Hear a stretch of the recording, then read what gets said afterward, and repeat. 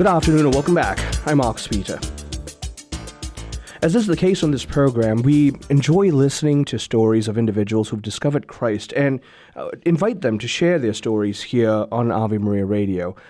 The big reason why we do this is because Revelation chapter 11 tells us that about these two prophets who conquered the world by the blood of the Lamb and the power of their testimony, and they loved not their own lives even unto death. And the people who are joining me today are such an example. Dan and Hannah Bingham. Dan is a clinical psychologist for over 20 years now. He started off as anti-Catholic and he found his way into the embrace of Holy Mother Church. And Hannah has been a choir director at varying capacities, actually, for over 20 years. And now the both of them run a family business. And recently, the both of them and their 3 musically inclined children entered into the embrace of the church. Dan and Hannah, such a joy to have you in here. How are you? Great. Thanks for having us.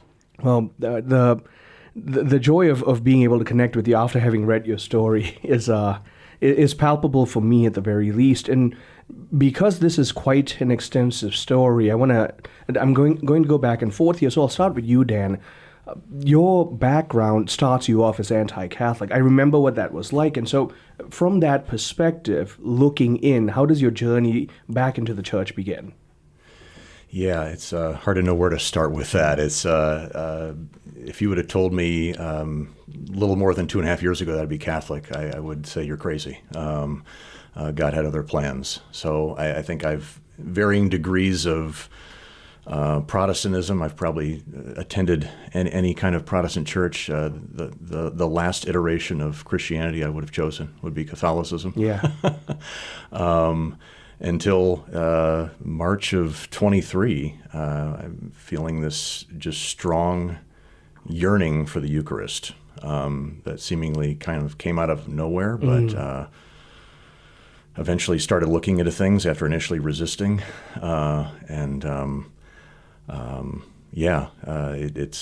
It's an amazing journey. Just coming across a debate between Trent Horn and Gavin Ortlund on Sola Scriptura. Yeah. And, Gavin Ortlund at the time espousing a lot of the ways I would perceive different things on different issues, and then getting to the end of that debate and scratching my head thinking, I think Trent won that. This is unsettling. Right. And so I just kind of went from there. I started reading some of the early church fathers. I came across Scott Hahn's testimony and was very emotional, kind of watching that 2.5 hour interview on Pints with Aquinas, and just really, really resonating with just his journey as an evangelical and the ways that he's taken the scriptures seriously, and at the same time there being something that's not quite there.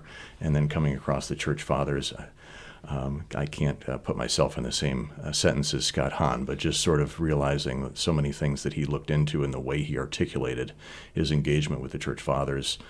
I realized there wouldn't be enough years on this planet for me to read as much as Scott had, and so just I'm not going to act like I did a comprehensive review of the church fathers myself, but leaning into his perspectives and others, Thomas Howard and Trent Horn I already mentioned, just in my own reflections, like there's something here, and there's something in the Eucharist that the first 1,500 years of church history, all Christians believed it to be the real body, blood, and soul and divinity of Christ. And am I going to say, as an individual, like, I think all of them were wrong? Right. Like, right. I suppose someone could assert that, but am I that confident that I'm right and all of those Christians were wrong? And I think that might have been one of the things, because I have ADHD, so I'm sort of like a dog on a bone when there's something, a problem that I can't quite get to the bottom of. And so Hannah and I had a lot of conversations, and she probably was annoyed with how often I would just keep coming back to, what about the Eucharist, though? Yeah, and just, there's something here, and I'm someone who's always hungry. And so I think God speaks to us in ways that we understand, and just having this palpable hunger for the Eucharist that wouldn't go away. Hannah, I like asking the bride this part of the question, and the reason why is because I do a lousy job of telling people how my bride and I met. So, you and Dan, how did you meet, and where were you in your own faith journey until within your marriage when Dan started asking these questions? Yeah, great question. So Daniel and I met when I was living in Cincinnati. He was living in Northern Kentucky. It was my first year teaching after college, and he was a senior at Xavier University. He had attended a Christian high school as in high school. He was at the time a senior in college, but I was going to be the new choir teacher at this school that he was an alumnus of. And he saw a newsletter with a picture and bio of the new choir teacher, and he had been attending the church that was affiliated with this school. So he was determined to... I'm sorry I have to interrupt here. This is my ADD. I saw a picture of her and I said, I need to meet her. It wasn't the bio. It was the picture. The bio was also helpful. Anyway, so he was determined to meet me, and probably like within a week and a half, there I showed up at his church choir rehearsal to be a new member of the choir. So I guess he thought that God made that easy on him. So, yeah, we immediately started dating. I think he knew within a week that I was the one. We connected over faith and music, really. It was a rainy night, went back to my car, and of course we had CDs at the time. And I remember, I believe I played you some Samuel Barber choral music, and he didn't know that anyone out there appreciated something this beautiful. So it was an immediate connection over that. But Daniel was always interested early on in our faith journey of just pushing the boundary and thinking, maybe what we have isn't it. So there are a lot of journeys that we took in our lives together. First of all, we were both raised very conservative Baptist. I was raised more like a very legalistic, independent, fundamentalist Baptist. In a rural setting, and have a lot of gratitude for the foundation it laid, but there was a lot missing too. And so I think we both sensed there was something missing, and we were on a long journey. We kind of went towards non-denominational for a while, and then dabbled for a little over a decade in more of a progressive Christianity types of churches. And kind of through a crisis in 2018, realized that our progressive Christian world, we weren't reading the Bible anymore. We didn't know how to pray. We were left pretty empty when it came to who do we turn to, what do we turn to, and it led us back to a more traditional version of our original faith. We started attending non-denominational churches again, and became more devoted to the church of our youth. And we were kind of back in that world for 3 to 5 years before Daniel had this just sudden movement of the Holy Spirit while attending, our non-denominational church. He was in a church service when this longing for the Eucharist just suddenly hit him. And So we were interested in a sincere faith at that time, and we're doing our best to live out our Christianity. At that time, we didn't know there was something missing. Right. We didn't know what we didn't have. Right. I was actually probably brought up more anti-Catholic than Daniel was, and so when he started talking about his interest in what he was reading, I was pretty scared.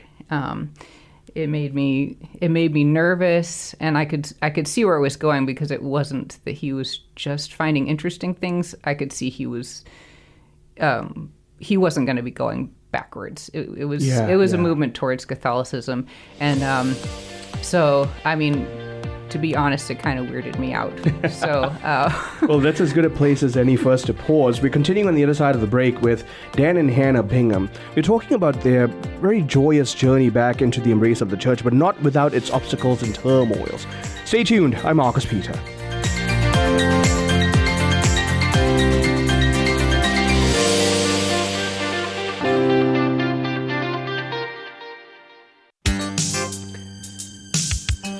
Good afternoon and welcome back. I'm Marcus Beatham, talking with Dan and Hannah Bingham. And they've been so generous as to join us this morning to share their journey into the embrace of Holy Mother Church. In the last segment, Hannah had just shared how they were at the crossroads of their faith. And so, Dan, I'd like to pick up where Hannah left off earlier with you. You felt this sudden hunger for more consistent communion. At that point in your marital journey, but also in your faith journey, what did you believe the scriptures said about communion specifically? Yeah, well, it's interesting because I think I just always assumed that the Eucharist was symbolic, or just we wouldn't call it that. We'd call it the Lord's Supper. That's right. I think it's interesting because the scriptures would be something that I would utilize to back up just about anything. But if you really take the scriptures literally, if you read John 6, that's right, and you take it literally. Interesting, as a fundamentalist, I would in former years take Genesis 1 and 2 literally, but not John 6, which is interesting. So I think it was more just like, in some ways, kind of trying to convince myself that the scriptures said something differently than what they said. I wouldn't have thought that at the time. It was just sort of like, this is just symbolic, right? I mean, right. How could it possibly be something? I don't believe in magic. There's not magic that happens on a weekly basis or daily basis in the Catholic faith. I think it was irony of ironies, in thinking over the course of time, what's my trump card? Is it the scriptures or is it the church? And as I grappled more with these things, realizing that was a false dichotomy. Right. And if I'm really taking the scripture seriously, how did we get the Bible? How do we understand these things? Yeah. I'm probably going a bit far afield here, but I think... I recognize those struggles. Yeah, I think just actually getting into the scriptures and being aware, John Bergsma being really instrumental as well, and just like the scriptures are getting me closer to Catholicism, and I would have never thought that would happen. I'm not having to sort of come with all these extra sources that I'm valuing more than the scriptures, but actually getting more into the scriptures, reading Revelation 12 about the Blessed Mother, reading John 6, reading Luke 1 about the Magnificat, that these things are thoroughly scriptural. And if I'm understanding the text, understanding how liturgical the Bible is, that this just makes so many more things connect across the scriptures. And so that was... that became increasingly compelling for me as I kept digging into the scriptures. Hannah, what was this doing to you? And you obviously had a real sense of what Dan was going through interiorly. What was this doing? Because this was the faith you were brought up in. Mm-hmm. This was essentially the Christianity you knew. Yeah, it felt like it was a long time at the time that he was talking about these new things he was learning.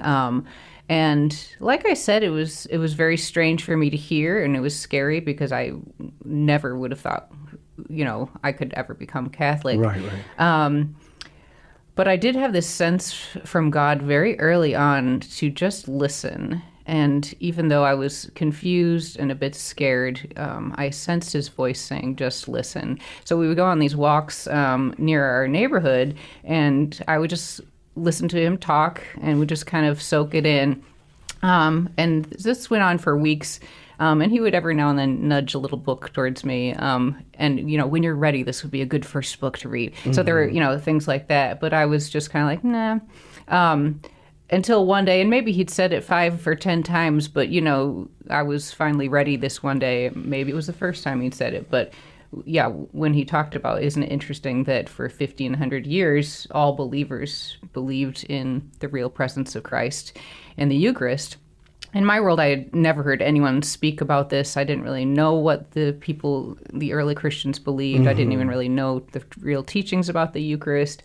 But there was enough weight in that my sense was, if that's true, that's worth looking into. Right. And so for the first time, I at least considered I should at least look into this and discover more. So I was willing to open the book that he had suggested early on called Evangelical Exodus, was a story of seminarians who had gone to become Protestant ministers, and through their seminary directing them to learn about St. Thomas Aquinas, they studied the early church fathers, and this was 11 different stories of all men who went to this same seminary and all converted to Catholicism. And I could relate to where they all started, what they believed, and so just following their journey and learning that in the early church, though it was warned if you didn't believe that the Eucharist was the real presence, that you were the heretic. Right. And that was just shocking. Yeah. It was shocking to me. And so at first, I think it was more of an intellectual discovery for me, reading a couple of books. I also read Patrick Madrid's Surprised by Joy.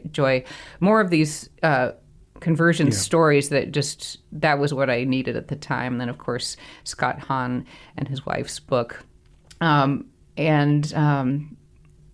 was all just a really powerful experience. So that kind of got us started for me.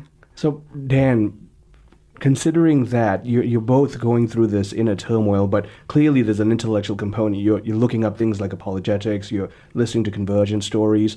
There's still a bit to grapple with here because, and I can relate with this, I understand, anything but Catholic. So what was that doing to you? Yeah, I think it's interesting because I'm someone who's restless. Mm-hmm. And I think of St. Augustine, we're restless until we rest in you. But at the time that I started feeling this hunger for the Eucharist, I wasn't looking for something. Right. The interesting thing, I've been restless for almost all my life in certain ways. At this point in time, I was not looking for something new, something better, something different, something novel. I think it was it was like, God, where are you calling me? Yeah. And I don't know what that means. It was with the Eucharist, it was this yearning, but it was also this sort of like, okay, but how does it get to be the real presence? I mean, it'd be easier to convert to some high church Lutheran or Anglican. That would be easier. Hannah was trying to encourage me. Anything but something else where maybe they we'll go as far as Orthodox, just not Catholic. Exactly, and I think Orthodox was also something I looked into initially. Again, it was like anything but Catholic. But I think as I grappled with, like, okay, well, how does the bread in the oven, how does the wafer become the real presence? Right. How does it get there? At some point it's consecrated and it becomes the real presence of Christ. The only way I could come to understand that is through authority. Yeah. The authority of the Catholic Church, the deposit of faith. It's so without, as soon as it was sort of like, okay, well, if I believe this is the real presence, and it can't be the real presence unless there's an authority that makes it the real presence, that consecrates. As soon as I came to, I believe in the authority of the Catholic Church, it's like, I guess I'm all in. Like all the other doctrines and dogmas, some of which I still hadn't even really started to grapple with. It was like, but if the authority of the Catholic Church is legitimate, then I'm all in. And so it was sort of like, God, what is this going to cost me if I become Catholic? And it felt like he was saying something along the lines of, it's going to cost you everything. Yeah. I at the time, early on, I didn't kind of emotional thinking about it. Just I didn't know what it would mean for our marriage. I didn't know if I'd be doing this by myself. And I said, God, if you want me to do this, it will be very hard, but if that's what you want me to do, I'll do it. And we were going through marriage counseling at the time. It's interesting, sort of the confluence of some of these things, and I'll let Hannah speak to it if she wants to, but I think as I was grappling with the sacrament of marriage, and not that I didn't value marriage as a Protestant, but there's something different about it being a sacrament, and the question isn't, how can I, put forth a good faith effort to, hopefully my marriage works, as opposed to what does it take to do absolutely everything to ensure that I'm committed to this fully and do whatever it takes to make this last and thrive. My guests are Dan and Hannah Bingham, and they're sharing with us the turmoils that they underwent going from essentially a Baptist faith into the embrace of the Catholic Church, and particularly through the study of the Eucharist. Stay tuned. I'm Marcus Peter.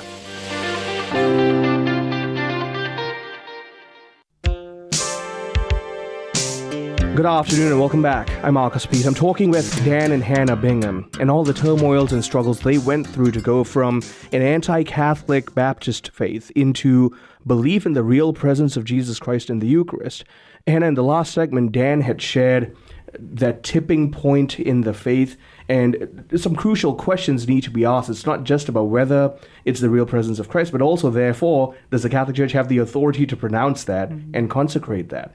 What was that doing to the both of you in terms of, okay, so as Protestants, we were taught to believe that the Bible is the sole authority, and therefore we became kind of churches unto ourselves. Now you had to submit obedience to an authority that's greater than yourself, and that has an effect on relationships and marriage in the family. Absolutely. It actually had a really powerful effect on us. I think us just then devoting our marriage to that authority, and then how can we be devoted to each other and submit to each other, it honestly transformed our marriage and our whole family. We spoke about how it was the Eucharist that brought us in originally, but there were so many other things that I had hang-ups on. I didn't know I could get past them all. Daniel had been given great advice early on and passed it on to me, like, if this is the crux of it, then, like, if you believe this, we can figure out the other things. And so I came to realize I did believe that in the real presence of Christ in the Eucharist. And then slowly and surely I was just shocked at how all of the other things, as I studied and learned more about them, that they were all biblical too. Everything else I had to hang up on. And so that was one of the most shocking things, that something I thought I could never believe was actually the truth, and there was so much fullness and beauty. Right. So we could see, I could see where it was going, and I could see there was no turning back.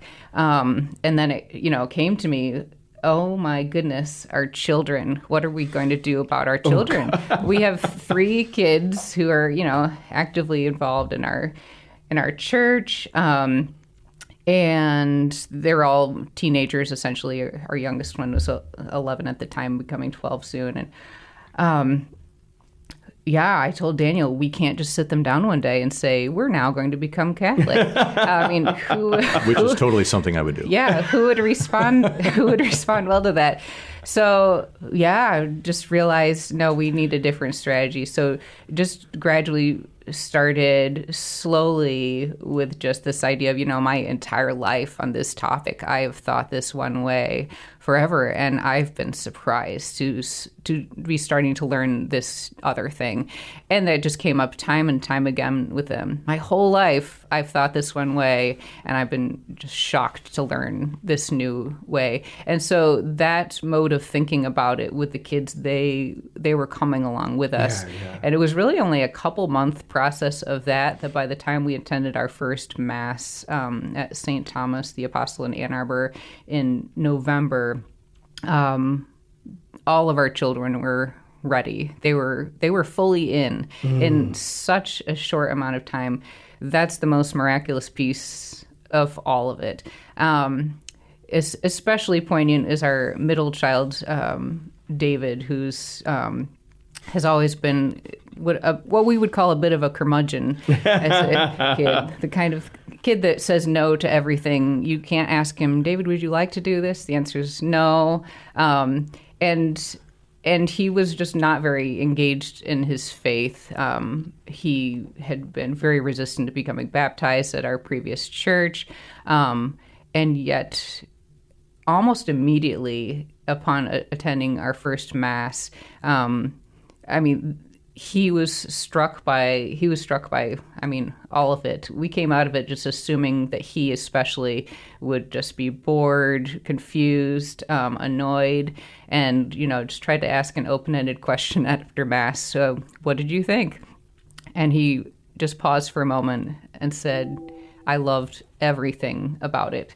And from then on, almost even before we became Catholic, he transformed from having no interest in his faith, not connecting, to loving the Mass, wanting to devour, the Bible in a Year podcast, Catechism in a Year podcast. He now, is a devoted Latin Mass attendee and altar server. He's now discerning the priesthood, has his room filled with Catholic art and Catholic books, and just only wants to, just, Mom, listen to what I read about this. Dad, look at this YouTube video about, on and on. He has a birthday coming up. His entire birthday list is, books, just reading Fulton Sheen. And you name it, that's what he's interested in. He got the Liturgy of the Hours as his, 8th grade birthday gift right after he converted. And,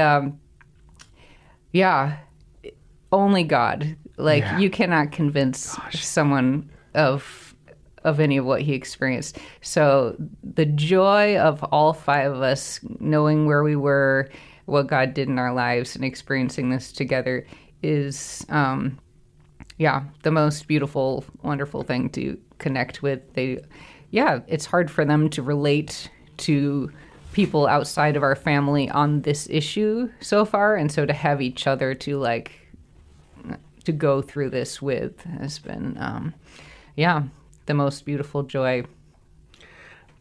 This one's a little open-ended to both of you because you both shared this journey together. Protestantism does not have a notion of sacrament. You get married because God said, "Don't be alone. It's not good that man should be alone."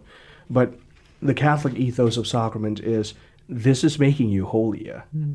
This is she is your journey, your path to heaven. He is your path to heaven.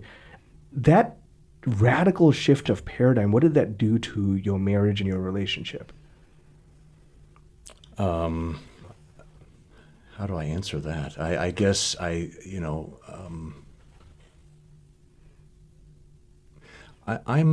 someone who's historically pretty stubborn, and I want to do things my way. I think that's probably why Catholicism would be the last option. Right. Submitting my will and intellect to the magisterium of the Catholic Church that was not a priority. That's not what I would default to. I think just the notion of sacrament, the notion of this is a sacrifice, and the fullest of life that can be experienced is when you embrace the sacrifice, you embrace the surrender.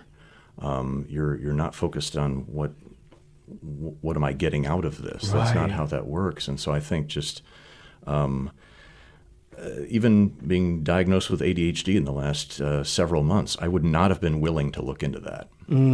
I don't think, were it not for becoming Catholic and okay, well, what does Hannah think about this? I'm like, well, I'll do some behavioral strategies, but I'm not going to take medication. Hannah's, be open to medication. Okay. I'm used to doing things the way I do them. Right, and right. I'm not someone that's inclined to want to maybe listen as well. But the reality is that I have tons of ideas, and Hannah makes any of those work. I think that as we work together every day now, I have all kinds of ideas that can't come to fruition by myself because I'm not really great with organization or with sometimes a lot of completion of things. And so just seeing the way that we can work together and the way that we lean into each other and the way that you make my life so much better, that I fumble and stumble and have novel ideas and plans, but just the grace of that sacrament of marriage and just in letting go and surrendering. What's your perspective on this, Hannah? I found a couple of the sacraments especially meaningful coming into the church related to our marriage, but I think perhaps, outside of the Eucharist and there being no experience like receiving Jesus in the Eucharist, the sacrament of confession and just a very different view of my sin, Daniel's sin, and just a regular chance to become, in the full grace of God, by returning to confession and just contemplating living a life of holiness, and seeing Daniel in that light. And, if there's something he's struggling with, seeing that as, yes, just like I sin, he does as well, and that he's regularly going to confession, and we're both continuing to seek the graces of God in that. So not only just viewing our sin differently and the redemption of Christ's sacrifice and the healing power of confession, but what that does for our marriage has been really palpable, I think. So we've got about a minute left in this final segment. I want you to share about the work that you both do as a couple, and just also an invitation to people who are considering the Catholic faith. Sure. Do you want to start, or shall I? Yeah, I feel like I think about this all the time. I think one of the reasons God has me on this earth now is to hopefully show those that have been in my life who are Protestant that it's okay to be Catholic. It's not scary. It's not horrible. But I know someone who's Catholic who reads their Bible and prays. That perhaps it could just be a conversation starter. And it would be my greatest joy to be able to show people who think the Catholic faith is scary or occult or is wrong that no, it's really the fullness of the truth, and that there's so much beauty and joy that you have no idea. You just need to just start looking. Yeah, get the catechism. Well, we'll have to end there. Dan, Hannah, thank you both so very much for being so generous. My guests have been Dan and Hannah Bingham. They are recent converts to the faith. They're actually fellow parishioners of mine at St. Thomas the Apostle Catholic Church in Ann Arbor. And you can find out about their story on the National Catholic Register. It's all about the Eucharist. Catholic faith brings peace and unity to a family. Thank you for joining us. I'm Marcus Peter.